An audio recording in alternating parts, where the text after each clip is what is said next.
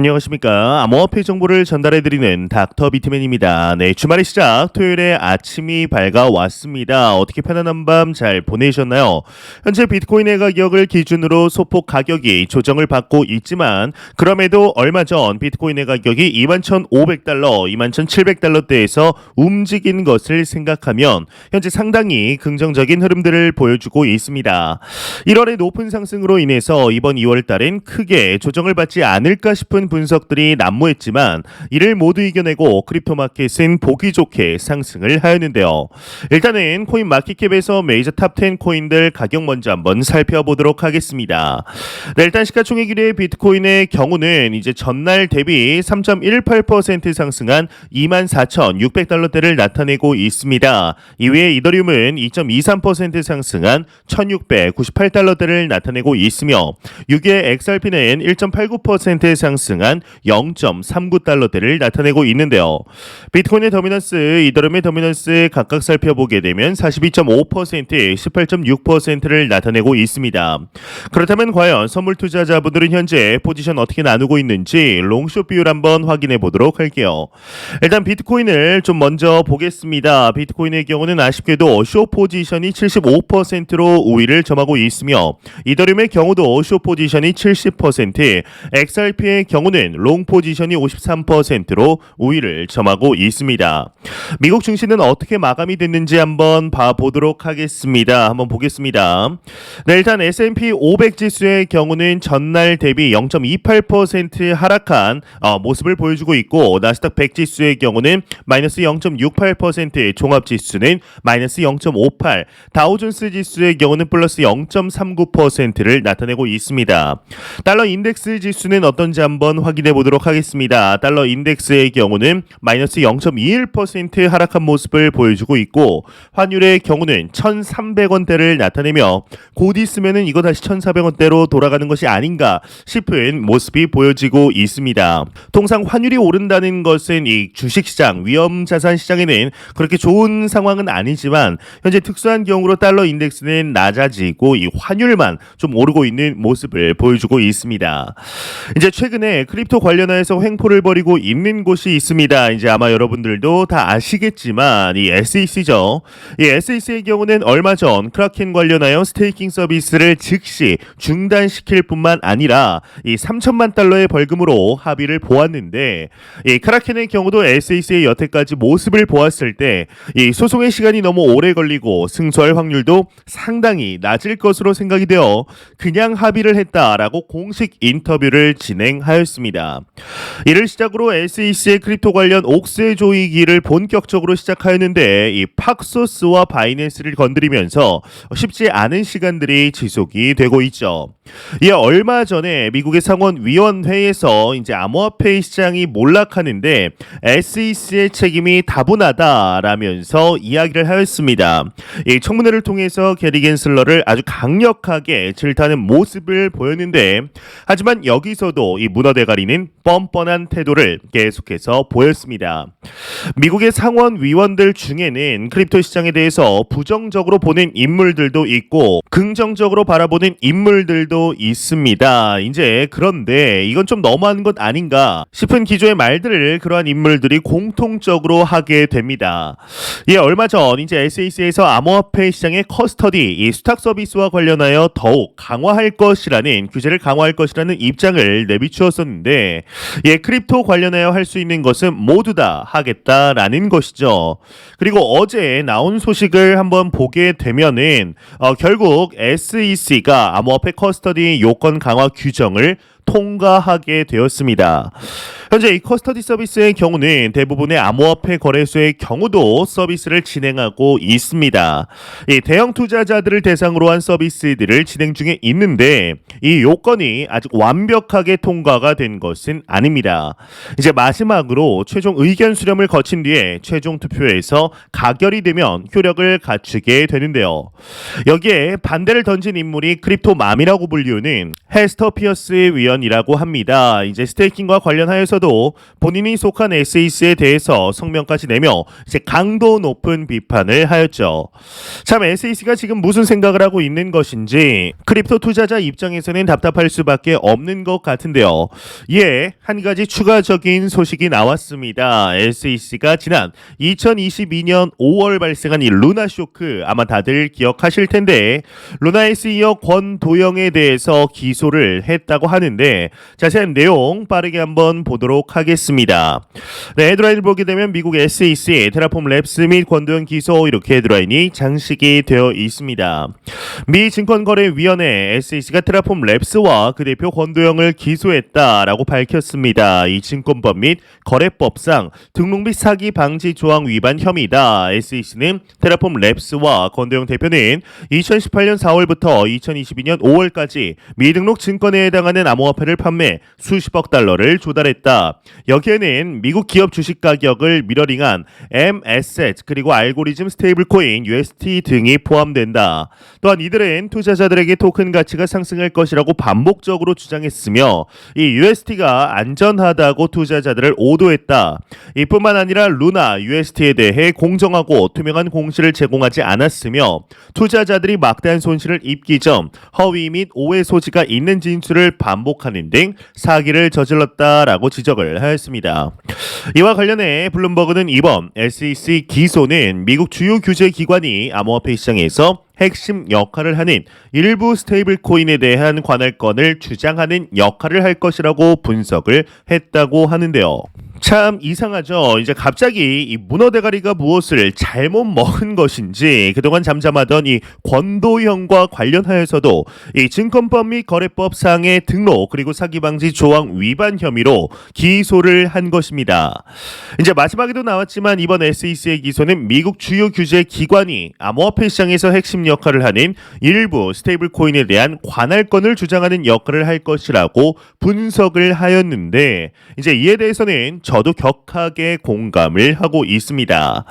이제 이는 블룸버그뿐만 아니라 그리고 저뿐만 아니라 이 다른 곳에서도 냄새를 맡고 있는 것으로 보이는데 델파이 법률 고문에게서 이러한 분석이 나왔습니다. SEC의 테라폼 랩스 기소가 다른 스테이블 코인을 공격하기 위한 포석이다라고 이렇게 분석을 하는 것이죠. 이제 모두가 이상스럽게 생각을 하고 있습니다. SEC가 왜 갑자기 테라폼 랩스에 대해서 기소를 할까?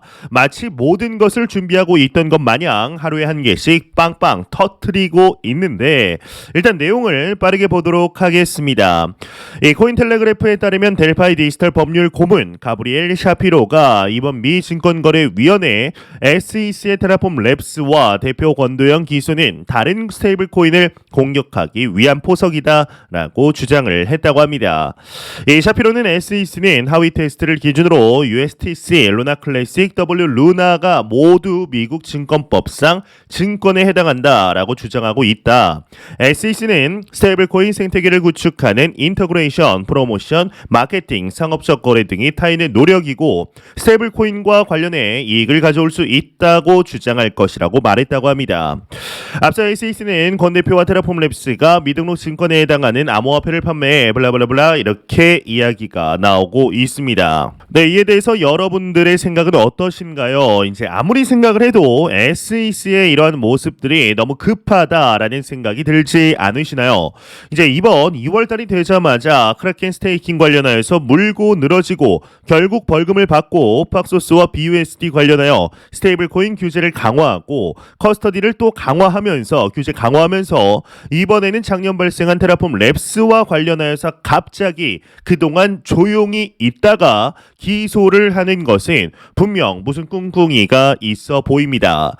제 개인적으로는 영상마다 말씀을 드렸었지만 그저 이 CFTC와 관련하여서 관할권 싸움을 현재도 진행 중에 있으며 이 본인들이 빼앗길 위기에 처하니까 마지막 불꽃을 태우려는 것이 아닐까 싶은데요.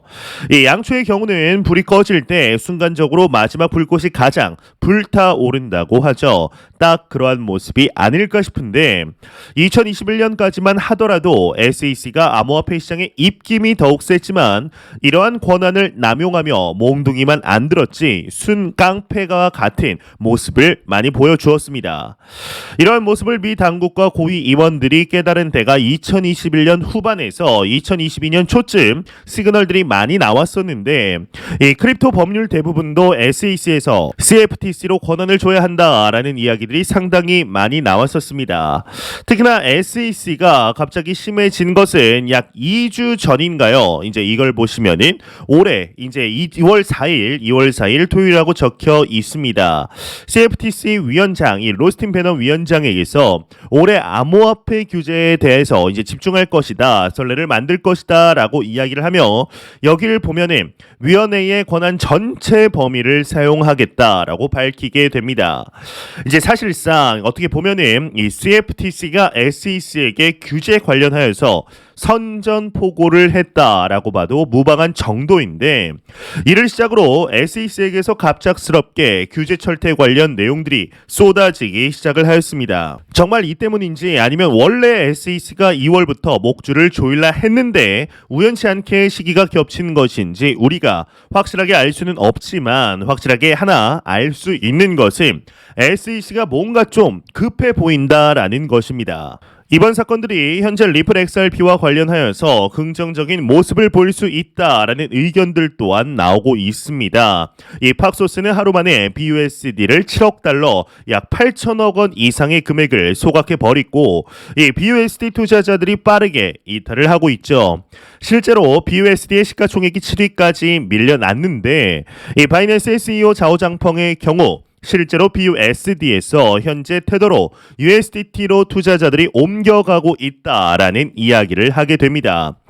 여기에 더해 USDC 현재 역시 이제 현재 5위에 랭크가 되어 있죠. 현재 SEC가 문제시하는 것은 단순히 스테이블 코인이 아니라 이 스테이블 코인을 가지고 거래소가 수익 사업을 할 때 그 사실을 투자자들에게 투명하고 공정하게 알려야 한다라는 것인데요. 하지만 이번 사안을 단순하게 그렇게만 읽는 사람은 없습니다. 그냥 암호화폐 시장을 어떻게든 본인들에게 유리하게 흘러가게 하려 한다라는 시각이 우세하며 실제로 그렇게 흘러가고 있습니다. 상황이 이렇게 되면서 이제 약간 어부지리식으로 XRP가 시가총액 6위로 올라섰습니다. 이제 모두 SEC와 이제 문제에 걸리게 됐는데 뭐가 걸리게 되었냐? 이 메이저 탑10 안에 있는 USDC라든지 뭐 BUSD라든지 XRP라든지 이 세 개가 모두 SEC와 문제에 걸리게 된 것이죠. 이런 가운데 XRP의 경우는 가격이 1달러에만 도달할 경우 이 BNB의 시가총액을 뛰어넘게 됩니다. 이제 BNB 같은 경우는 이 바이낸스 거래소의 최근 BUSD 사태와 맞물려 가격 하락이 발생할 가능성도 충분히 염두에 둘 수가 있겠죠. 얼마 전 하나의 소식이 나왔었는데 리플을 그렇게 싫어하던 사람들이 리플에 응원을 시작하기 시작했다라는 소식이 나왔습니다. 참 아이러니하죠. 이제 적의 적은 아군이라는 뜻일까요? SEC라는 하나의 공통된 빌런이 등장하면서 암호화폐 시장 내부의 문제를 외부로 돌려주며 커뮤니티는 더욱 단단해지고 있습니다. 이거 한번 내용을 좀 빠르게 한번 볼 필요가 있을 것 같은데 빠르게 한번 보도록 하겠습니다.